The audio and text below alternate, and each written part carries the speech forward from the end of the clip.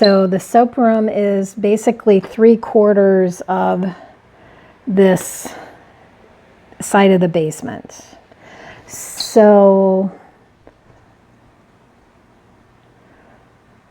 that's too much math to do. I'll flash up how many square feet this is. Just if you're curious, if you're a soap lady in the making, soap guy in the making, so you know about, this is a very comfortable amount of room to have a little showroom.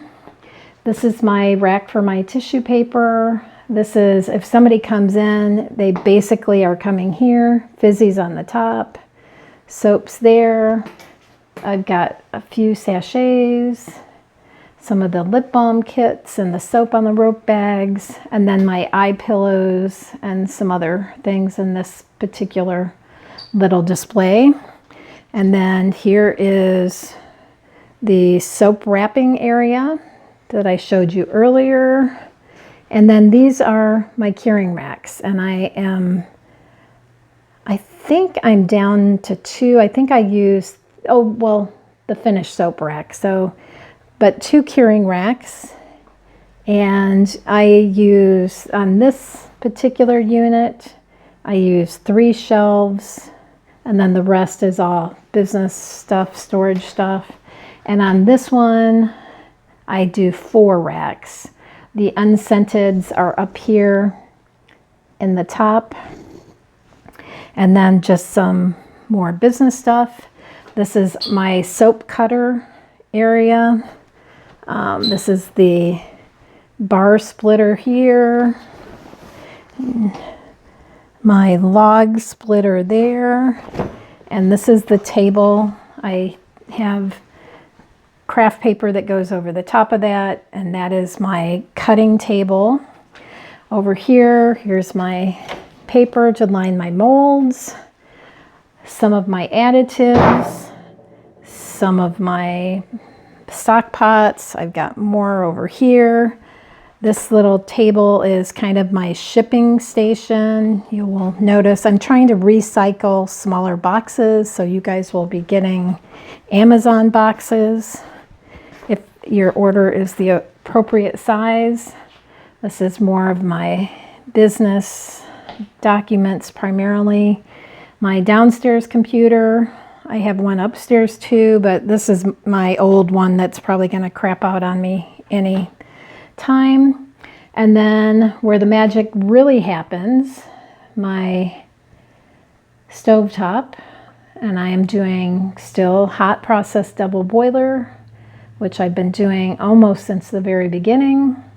This is kind of where I mix the ingredients for the soap batches. I have some of my colorants and spices that go into soaps here, and that's basically what this area is too. All additives, colorants for soaps. And then this has got a little bit of my sewing stuff over here, which I was doing a little this afternoon. And then this is all of my fragrances and these 2 shelves. And like I used to do at soaps, I separate them by type of scent. So up here, those are my florals. Over here are the earthy. Down here are the fresh and fruity. And then the food scents over on this side. And then I've got in the middle some kind of empty bottles that are waiting for new fragrances, or just to, if the bottles get old enough, they go out to recycle. And then above and below this particular stack is just more storage. From this point, oh, and then this roller cart is really important too. This is additives mainly for soap making. I do have some citric acid and baking soda for the bath fizzies, but this little roller cart, worth every penny I paid for it at Sam's. Wonderful. But that's kind of the messy but true life version of Jackie's soap setup. You'll notice everything is cleaned up after each batch, and all the pots, That's mainly hard water stains. This pot over here, every once in a while I'll take the pots and clean.